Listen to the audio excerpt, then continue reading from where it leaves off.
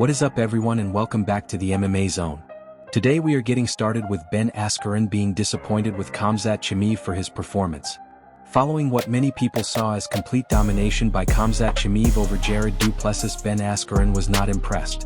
Before we continue, make sure to leave a like on the video to support the channel. In a recent interview with Helen Ye at the Real American Freestyle event, Askren shared his thoughts on Khamzat's performance. From his point of view, Khamzat played it too safe and he did not enjoy that approach. Askren said that Khamzat looked great against Duplessis, but he was disappointed that he did not take more chances. He felt that Khamzat could take him down and control him but did not try hard enough to cause damage. Askren also mentioned that Khamzat talking about moving up again was strange since he fought at 170 not long ago. During the same interview, Askren also spoke about the current welterweight situation involving Islam Makhachev and Kamaru Usman wanting to fight each other. Once again, Askren was not happy with the idea. He believes that younger fighters like Ian Garry and Michael Morales are more deserving of those opportunities. He obviously was a champion for a long time, but it's been a little bit, and he's had a few losses more recently. The welterweight belt has changed hands a whole bunch of times, right? He lost to Leon lost to Bilal lost to JDM lost to... So it's not like he lost to the last guy and now he's getting a rematch or something. So I feel like the newer guys at welterweight have done enough to justify title shots for themselves. I know the favorites card gets played sometimes in MMA and with Dana, and Patty gets the title shot and maybe he doesn't totally deserve it. I like to see when the guys earn it. I don't love Ian Garry, but I really think he has earned it. Do you agree with Ben Askren? Should the UFC give the next title shot to an up-and-coming contender instead of Usman? Let us know what you think in the UFC Updates comments below. UFC Updates. Let us get into some fight news from the last 24 hours.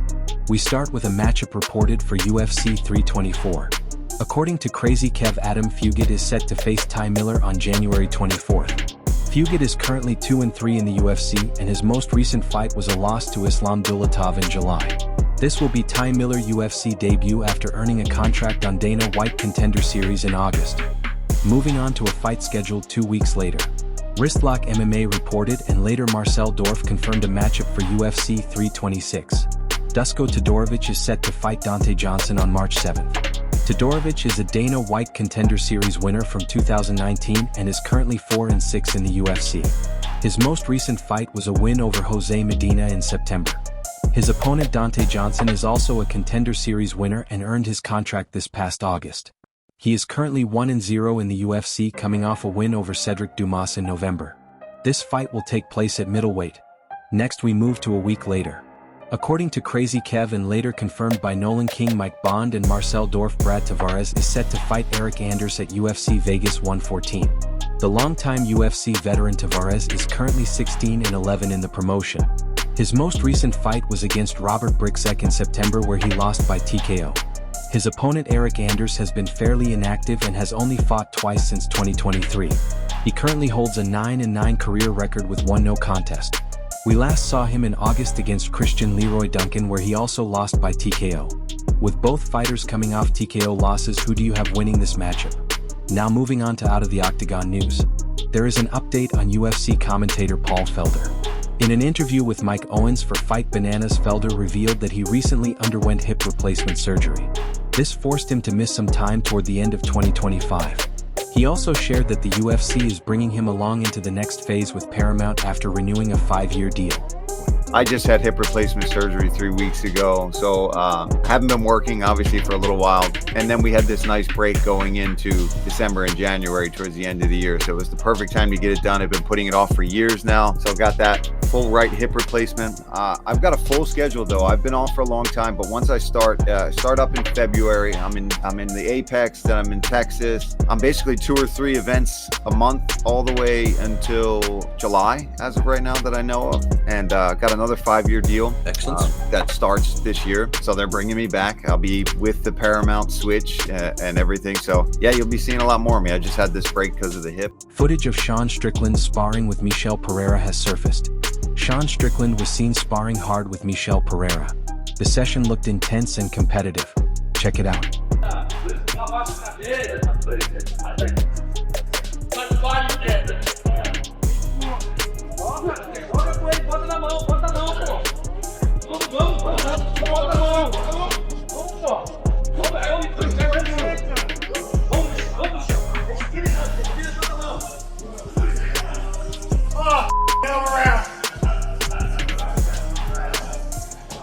How's the fight, Michelle?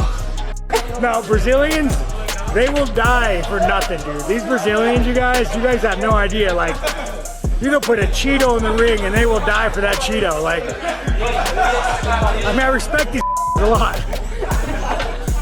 Joe Rogan sends a warning to Jake Paul. This past weekend, fans were treated to a boxing match between Jake Paul and Anthony Joshua. Netflix revealed that 33 million people watched the fight live, which is an incredible number. To put that into perspective, the Canelo vs. Crawford fight reached 41.4 million views. After the bout, Joe Rogan spoke about Jake Paul's health on a recent episode of his podcast with Tom Segura. Rogan said that Jake should not stay in boxing for too long. He warned that there is a price to pay and that price is not worth it. According to Rogan, the real cost is long-term health damage. Here is what Rogan had to say on the podcast. I mean, I told everyone, though, that I would do better than Francis and that Francis kind of got no chin. So Francis low-key soft. you made it further than Francis by six. He went 6 rounds. You know what that means? What? He's got He could be Francis. I'll fight Francis. Based on the this is logic. math. Wow, that's He a could good be, idea. He could be actually. Francis. I think maybe now he'll take it and be like, oh, Jake Paul is interested in fighting Francis Ngannou next. Is Jake Paul taking Joe Rogan advice? It does not look like it. Jake Paul recently appeared on the Impulsive podcast where he called out Francis Ngannou. At this point, you have to wonder what his plan really is. Is he seriously trying to rush his way into long-term damage? I mean, it's not that hard to get beat. I won 2 rounds For sure. and then he won 2, and then I got dropped. Yeah, I was doing good. I just think my cardio, just the mental pressure of the big guy and sparring the big people is different than the 10-ounce gloves. So I was feeling his power a lot more. But it was... Speaking about the Anthony Joshua fight, Jake Paul said that he believes he won 2 rounds in that match. Don't do this very long, because there's a price that you pay that is not worth it. Yeah. It's not worth it. And that price is depression, deep depression, a severe brain imbalance that's going to lead you to addiction. It leads so many people to impulsive behavior. So many people become gambling addicts, alcoholics after their fighting career. Yeah. It's you could only take so much.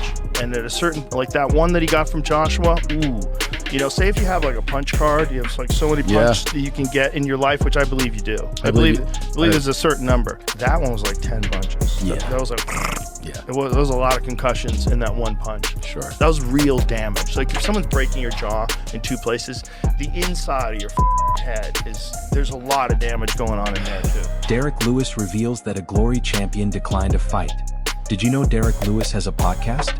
A few weeks ago, he launched a new show called The Beast and the Cowboy.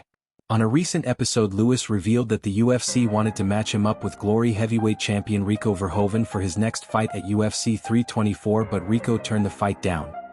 Rico Verhoeven is 6'5", weighs 265 pounds, and is the longest reigning champion in Glory heavyweight history with 13 straight title defenses.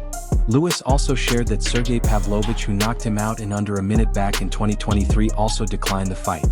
After both matchups fell through, Waldo Cortez Costa eventually accepted. Here is what Derek Lewis had to say about those fights falling apart. Nah, they talking about, oh, we got something big for you. Don't worry about it. Just sit and wait. So I've been waiting and nothing happened. They talking about, oh, it's going to be something big. You're going to like it. Paramount in January. I'm like, man. Then they talking about against who? First it was supposed to be some dude from, what is that? Glory Kickboxing, the champion. What's the dude name, man? I'm terrible with names. Who? Verhoeven. Rico. That's the one. It was supposed to be against him. Then he turned the fight down. Then we were trying to get the Russian dude back. Sergey. No, not Sergey. Parkovich or whatever. Sergey Pavlovich. Oh, okay. Yeah, whatever his name is. But he said no. Then the Dominican dude, he accepted the fight. So I said, okay, let's get it. They told me not to worry about it and to just sit and wait. They said it was going to be something big and that I was going to like it. They mentioned Paramount in January and I was thinking this was finally happening. At first the fight was supposed to be against a guy from Glory, the Glory kickboxing champion. I could not remember his name at the time. Rico Verhoeven. That was the one.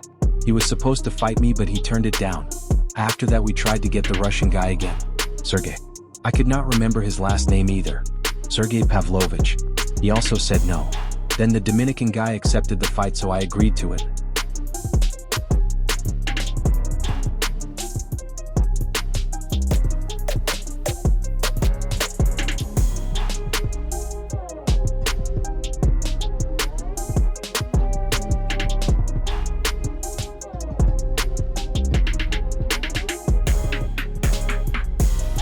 It would have been interesting to see the UFC match Glory Best Heavyweight against Derek Lewis on the first card of the Paramount deal, but it looks like they could not reach an agreement.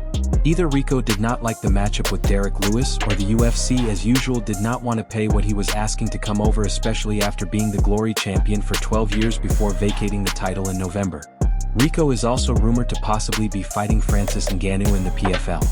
It is also possible that the UFC and PFL were in a bidding war to sign him. Either way, on January 24th at UFC 324, who do you have winning, Derek Lewis or Waldo Cortez Costa? Let us know your prediction in the comments. Ilia Topuria receives major backlash for a video. Another day and another clip of Ilia Topuria not looking sad or broken enough for some fans while he is in training camp. This time he was seen with Merab Dvalishvili. While Ilia personal issues are being handled outside the octagon, fans still seem to think he needs to be miserable all the time for them to believe it is affecting his camp. Even though he does not look overly happy, he is still training with Merab and it appears they are enjoying themselves. Here is the video.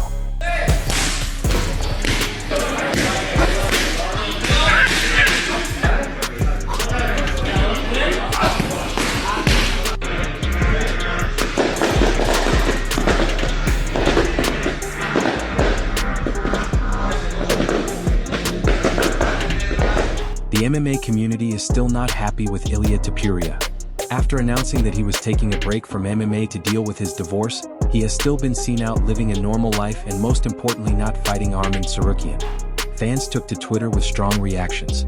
One fan wrote that ducking Arman while wearing a custom tracksuit with his own name on it was wild. Another said they gave Ilia the benefit of the doubt and thought legal issues were stopping the fight, but now it makes no sense. They pointed out that he can spar, do interviews and drive fast cars, so he should be able to defend his belt. Others said they believed he was taking time off for personal reasons but now think he is avoiding Arman. Some fans were more known and said people should relax because Ilia is focusing on his family and deserves privacy. They argued that just because he can be seen having fun does not mean he is mentally ready to fight. Still, many believe his family situation is being used as an excuse to avoid tough matchups. One fan even joked that their depression does not look anything like Ilia lifestyle. Another wrote that both fighters were looking for a wife and Merab Dvalishvili replied with a laughing emoji. What do you think? Is Ilia Topuria ducking Arman and using his divorce as an excuse, or is the situation truly too distracting for a fight camp? Let us know your thoughts in the comments below. While we are on the topic of Ilia, he also posted a video of himself hitting pads and he looked sharp and explosive. Here is the clip.